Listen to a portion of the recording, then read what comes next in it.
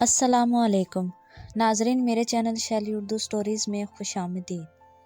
کہانی اچھی لگے تو سبسکرائب اور لائک ضرور کیجیے گا اور بیل نوٹیفیکیشن کو آن کر دیجیے گا تاکہ آپ کو ملتی رہے چینل اپڈیٹس۔ میرا نام والدین نے تبسم رکھا تھا، نہ جانے کیا سوچ کر، شاید میں ان کے لبوں کا تبسم تھی۔ بہن بھائیوں میں سب سے چھوٹی مگر سب سے زیادہ خوبصورت۔ یہ میں نہیں کہتی، میرے بارے میں سارا خاندان کہتا تھا کہ خوبصورتی اللہ کا انعام ہوتی ہے اور یہ ہر کسی کو نہیں ملتی۔ شاید تبسم کو خالق نے اپنے ہاتھوں بنایا ہوگا کہ اس کا حسن چاند کو بھی شرماتا تھا۔ سچ ہے، خوبصورتی نصیب نہیں بناتی، نصیب میں جو ہوتا ہے انسان کو وہی ملتا ہے۔ میرے نصیب میں بھی خوشیوں اور امیدوں کے بہت سے دن تھے، مگر یہ خوشیاں دائمی نہ تھیں، کیونکہ امیدوں کو حسرتوں میں بدلتے دیر نہیں لگتی۔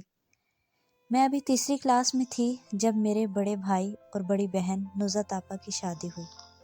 آپا بیاہ کر سسرال سدھار گئیں اور بھائی کی دلہن ہمارے گھر آ گئی۔ میرے بھائی کا بزنس کراچی میں تھا جبکہ ہم بیلا میں رہتے تھے۔ میرا بچپن اپنے آبائی شہر میں گزرا، وہاں کے اسکول میں پڑھا اور کھیل کود کر ہوش سنبھالا۔ میرا اسکول کو ایجوکیشن تھا، لڑکے اور لڑکیاں ساتھ پڑھتے تھے۔ میرا چچا زاد اسیب بھی میرے ساتھ پڑھتا تھا۔ چچا کا مکان ہمارے مکان سے تھوڑے فاصلے پر تھا۔ وہ اپنے گھر سے اسکول جاتا اور میں اپنے گھر سے چلی جاتی تھی۔ وہ میرا کلاس فیلو تھا لیکن اسکول میں اس سے بات نہ کرتی تھی کیونکہ وہ بے حد شرارتی اور بدتمیز تھا۔ جب چوتھی جماعت کے سالانہ امتحان نزدیک تھے تو اسیب کے والد نے اس کی کاپیاں چیک کی جو نامکمل تھیں۔ اس نے کافی سبق چھوڑے ہوئے تھے۔ ٹیچر نے اسی وجہ سے پرچہ لکھ کر اس کے والد کو آگاہ کیا تھا کہ اس کا کام مکمل کروائیں ورنہ فیل ہو جائے گا۔ جب اسیب کو باپ سے ڈانٹ پڑی تو اسے ہوش آ گیا کہ امتحان سر پر ہیں اور پرچوں کی تیاری کرنی ہے۔ وقت کم تھا اور وہ بہت گھبرایا ہوا تھا۔ میں اپنا کام روز کیا کرتی تھی، یہ میری عادت تھی، لہٰذا میری کاپیوں میں مشقیں اور اسباق کے سوالات مکمل حل کے ساتھ موجود تھے۔ چونکہ کلاس کی ذہین اور لائق طالبہ تھی، لہٰذا ٹیچر نے مجھے مانیٹر بنایا ہوا تھا۔ حسیب جانتا تھا میری کاپیوں میں سال بھر کا کام مکمل ہے، وہ کبھی اپنی کاپیاں مکمل نہیں کرتا تھا۔ اس نے مجھ سے ریاضی کی کاپی مانگی، چونکہ وہ کتابوں اور کاپیوں کو لکیریں ڈال کر گندا کر دیتا تھا اور سیاہی کے دبے لگا دیتا تھا، لہٰذا میں نے اسے اپنی کاپی دینے سے انکار کر دیا۔ مجھے ڈر تھا کہ کہیں یہ انہیں بھی نہ پھاڑ کر واپس کرے، جیسا کہ وہ اپنی کاپیوں سے صفحے پھاڑ کر انہیں ڈھیلا اور بیکار کر دیا کرتا تھا۔ وہ میرا چچا زاد ضرور تھا، مگر اپنی لاپرواہ طبیعت کی وجہ سے مجھے اس سے نفرت ہو گئی تھی۔ میں نے اسے اپنی کاپیاں دینے سے انکار کر دیا، جبکہ ٹیچر نے اسے کہہ دیا تھا کہ اگر اس نے 3 دن کے اندر اپنا ریاضی کا کام مکمل نہ کیا تو اسے سزا ملے گی۔ جب میں نے کاپی نہ دی تو وہ سابقہ کام کی نقل نہ کر سکا۔ مقررہ دن ٹیچر نے اس سے ریاضی کی کاپی مانگی جس میں بہت کم مشقیں کی ہوئی تھی، باقی کے سارے صفحات ہی خالی تھے۔ اسے خوب مار پڑی اور ٹیچر نے سزا کے طور پر کلاس سے باہر کھڑا کر دیا۔ اسیب کو اس باعث بہت غصہ آیا کہ اسے اپنی کاپی دے دیتی تو وقت پر ادھورا کام پورا کر لیتا اور اتنی بے عزتی نہ ہوتی۔ بس اس نے غصہ یوں اتارا کہ چھٹی کے وقت جب ہم گھر جا رہے تھے، اس نے راستے میں مجھ سے اسکول بیگ چھین لیا اور ریاضی کی کاپی نکال کر پھاڑ کر پھینک دی۔ اپنی کاپی کے 4 ٹکڑے دیکھ کر میں رونے لگی۔ میری چچا زاد بہن ساتھ تھی۔ انہوں نے گھر جا کر اپنے ابو سے اسیب کی شکایت کر دی۔ ادھر بابا نے اسیب کو بلایا، جب وہ آیا تو رو رہا تھا، کیونکہ اس واقعے کی شکایت اس کی بہن نے چچا سے کی تھی۔ شاید اس کے ابو نے اسے بہت مارا تھا۔ جب والد صاحب نے طلب کیا تو وہ سسکیاں لے رہا تھا اور اس کے گال سرخ تھے۔ ان پر انگلیوں کے نشان اس بات کی گواہی تھی کہ وہ گھر سے مار کھا کر آیا تھا۔ والد صاحب نے اس سے پوچھا کہ تم نے تبسم کی کاپی کیوں پھاڑ دی؟ وہ رو رہا تھا، اس سے بولا نہیں جا رہا تھا۔ میں نے سوچا کہ پہلے وہ اسکول میں ٹیچر کے ہاتھوں مار کھا چکا ہے، پھر باپ نے بھی مارا اور اب اگر میں نے بھی اس کی شکایت کی تو اسے میرے بابا جان سے بھی مار پڑے گی۔ لہٰذا میرے دل میں رحم آ گیا اور بابا جان سے جھوٹ بول دیا کہ میری کاپی حسیب نے پھاڑ دی۔ یہ پہلے سے پھٹی ہوئی تھی، میری سہیلی نے کھینچی تو اور پھٹ گئی۔ اس بیان پر حسیب روتے روتے چپ ہو گیا۔ وہ حیران اور پریشان تھا کہ میں یہ کیا کہہ رہی ہوں، جان بوجھ کر جھوٹ بول رہی ہوں اور اسے بچا رہی ہوں۔ میرے اس طرح کے کہنے پر بابا نے اسے کچھ نہ کہا۔ تبھی چچا ہمارے گھر آئے اور مجھے کہا، بیٹی تم اس کی پڑھائی میں مدد کرو ورنہ یہ فیل ہو جائے گا۔ میں نے کہا، چچا جان یہ زیادہ تر غیر حاضر ہوتا ہے، کیسے مدد کروں گی؟ وہ بولے، تم روز اسے اپنے ساتھ سکول لے جایا کرو تاکہ یہ غیر حاضر نہ ہو۔ باپ کے ڈر سے وہ روز صبح وقت پر تیار ہو کر میرے ہمراہ سکول جانے لگا۔ یوں ہم راستے میں باتیں کرتے جاتے اور پھر ہماری دوستی ہو گئی۔ چوتھی جماعت میں اول آئی، حسیب بھی مر مر کر ہی صحیح پاس ہو گیا۔ ہم 5ویں میں آ گئے۔ اب بھی ہم ساتھ سکول جاتے تھے۔ میری وجہ سے اس نے باقاعدہ سکول جانا شروع کر دیا اور ہوم ورک بھی باقاعدگی سے کرنے لگا۔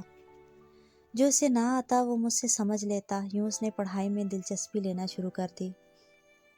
اب ہم ٹیوشن بھی ساتھ جاتے کیونکہ آگے 6ٹھی میں سالانہ امتحان بورڈ کے تھے۔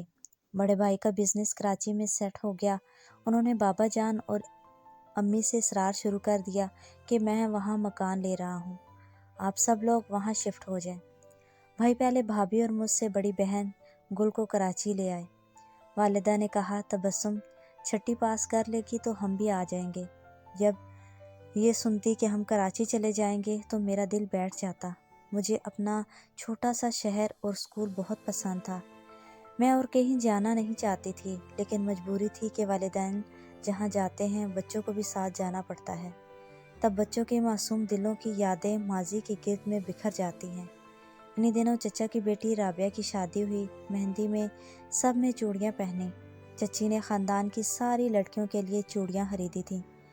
ساری کزنز کو چوڑیاں مل گئی مگر میں رہ گئی۔ ایک سیٹ کم ہو گیا تھا۔ اگلے روز رابعہ باجی کی مہندی تھی۔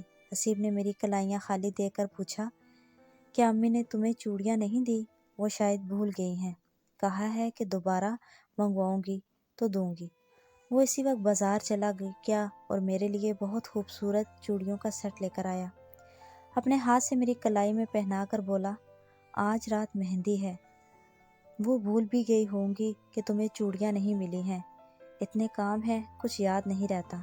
اب اگر کوئی چوڑیاں لا بھی دے تو میری لائی ہوئی چوڑیاں اتار کر کوئی اور نہ پہننا، آئندہ بھی بس میری لائی ہوئی چوڑیاں ہی پہننا اور میں پہناؤں گا اپنے ہاتھ سے۔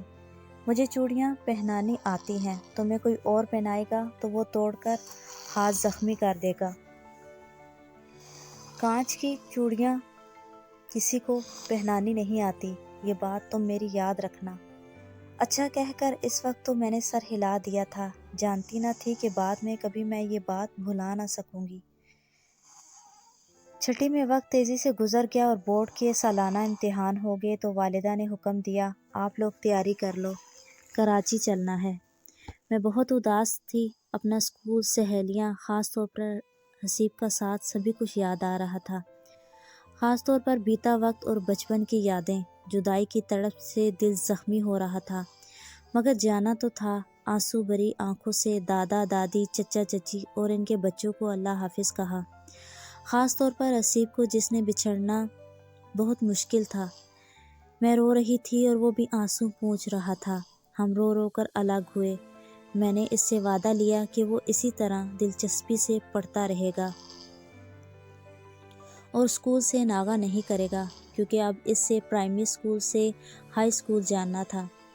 کراچی میں ہم بہت جلد سیٹل ہو گئے۔ بھائی کے ساتھ بابا جان بھی کاروبار میں مددگار ہو گئے۔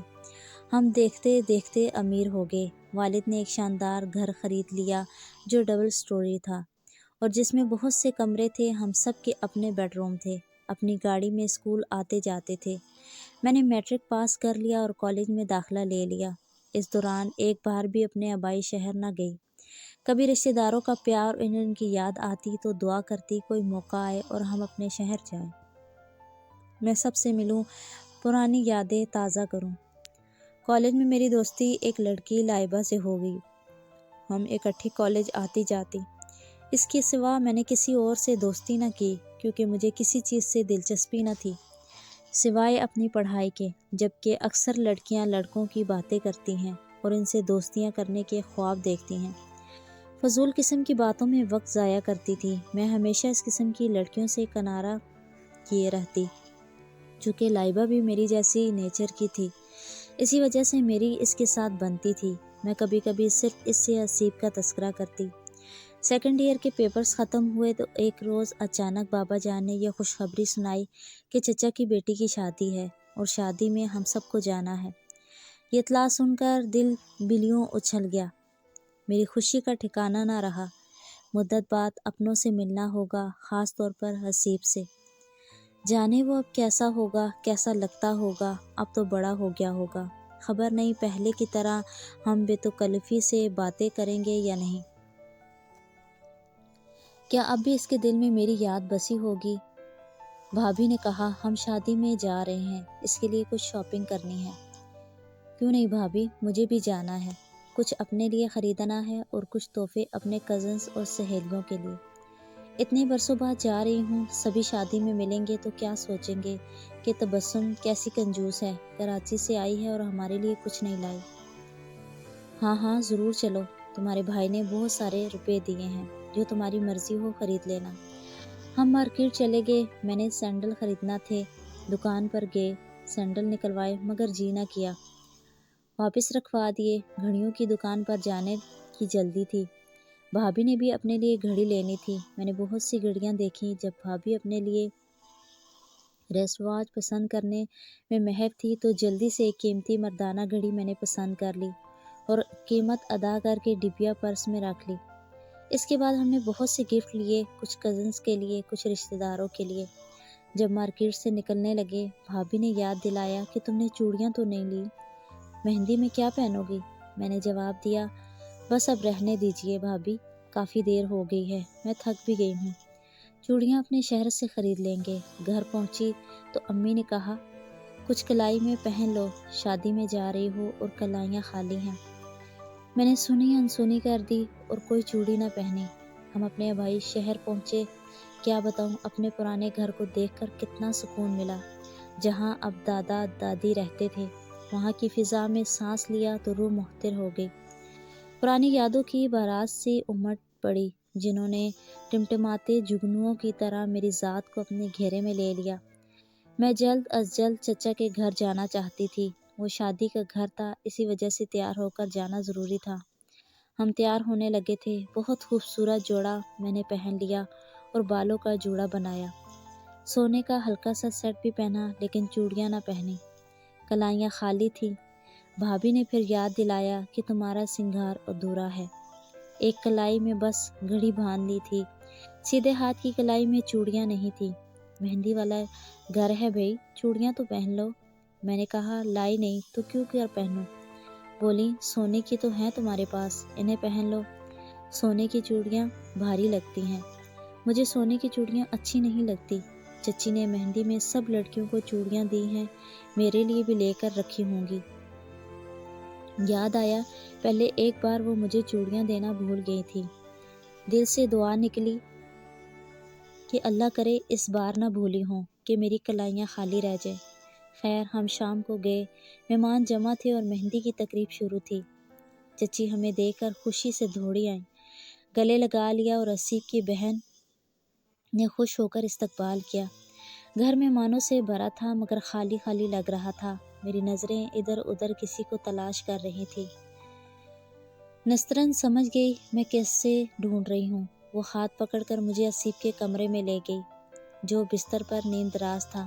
میں نے کہا، واہ، بہن کی شادی ہے اور تم ایسے یہاں پڑے ہو، جیسے کسی پڑوسی کے گھر میں شادی کی تقریب ہو رہی ہو۔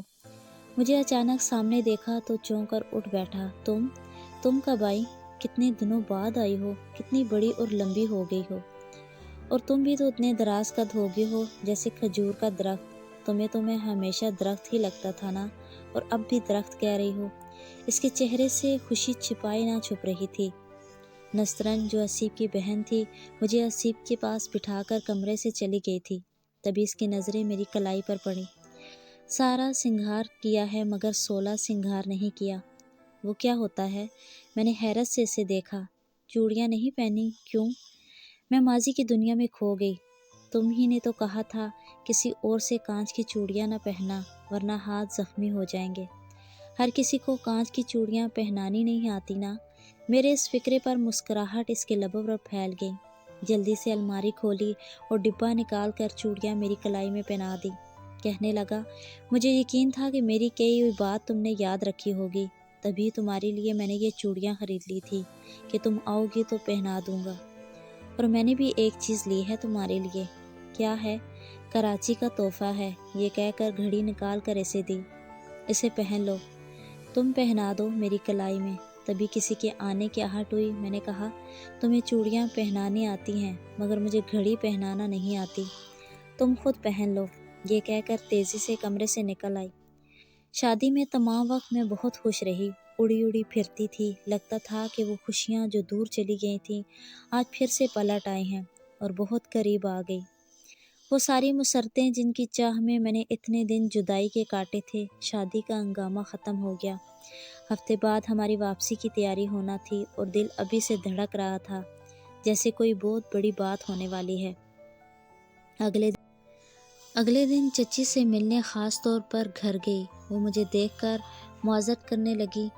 बेटी, माफ़ करना, मैं फिर भूल गई। तुम्हें चूड़ियों का सेट देना था, हालांकि तुम्हारे लिए भी लिया था, मगर शादी के हंगामे में देना याद नहीं रहा। कोई बात नहीं चची, मैंने ख़रीद लिया था और पहन भी लिया। ये देखिए, मुझे पता है आपकी यादाश्त का, भूल जाती हैं आप मुझे हमेशा। वो और ज़्यादा शर्मिंदा हो गई, गले लगाकर प्यार करने लगी। फिर कहा, आइंदा हरगिज़ ना भूलूंगी। असीब की शादी पर। असीब की शादी पर? मैंने हैरत से पूछा। चची, क्या असीब की शादी हो रही है? हाँ बेटी, जल्दी इसका घर भुसाऊंगी। अकेली रह गई हूँ ना, अब इसकी बारी है। किसके साथ हो रही है हसीब की शादी? मैंने उम्मीद भरे लहजे में पूछा। तुम्हारी बहन के साथ। अभी कल ही तो बड़े भैया और भाभी से बात तय हुई है। मुझे लगा जैसे चची ने मेरी रूह को मेरे बदन से खींच लिया हो, जैसे वो सारी चूड़ियाँ जो मेरे सीधे हाथ की कलाई में खनखनाती थी, इन्हें तोड़कर किसी ने मेरे जिस्म की रग रग में उतार दिया हो। मैंने जल्दी से अपने आंसुओं को आस्तीन से पोंछ लिया और अल्लाह हाफिज़ कहकर इनके घर से निकल पड़ी। घर पहुंची तो मुझसे बड़ी बहन रूहाना और असीब की शादी का चर्चा हो रहा था। बाबा जान कह रहे थे मार्च में इनकी तारीख रख लेते हैं। रूहाना के फ़र्ज से फारिग हो जाऊं तो फिर तबस्सुम के रिश्ते के बारे में सोचेंगे। तभी अम्मी ने कहा, हाँ, इसके बाद तबस्सुम की बारी है। वो सबसे छोटी और आखिरी है। जब तक रूहाना की शादी होगी वो बीए कर लेगी। मेरा दिल खून हो गया। मैंने अंदर जाकर चूड़ियाँ उतार कर डिब्बे में डाल दी। सोचा कि ये बारी का भी अजब चक्कर होता है। माँ बाप लड़की की पसंद नापसंद देखते हैं और ना मर्जी पूछते हैं, मगर बारी का ख्याल ज़रूर रखते हैं। मार्च भी आ गया, बहार का मौसम। चारों तरफ फूल खिलने लगे, मगर मेरे दिल का चमन सूख गया। नहीं मालूम हसीब के दिल का क्या हाल हुआ होगा। इसके बाद मैंने इससे बात न की, यहाँ तक कि मेरी बारी आ पहुँची और मेरी शादी ताया अब्बा के छोटे बेटे फ़ख्र से हो गई, क्योंकि मेरी तरह इनकी बारी आ चुकी थी। हसीब ने मुझे कांच की चूड़ियों का तोहफ़ा मेरी शादी पर भिजवाया था, मगर मैंने ना पहना कि कोई पहनाने वाला न था, और मैं किसी और से चूड़ियाँ पहनकर अपने हाथों को ज़ख्मी नहीं करना चाहती थी। बेशक इन्हें ना पहनने की वजह से रूह तो ज़ख्मी हुई। फिर मैंने कसम खा ली कि अब कभी कांच की चूड़ियाँ नहीं पहनूंगी। सो आज तक मेरे सीधे हाथ की कलाई खाली है।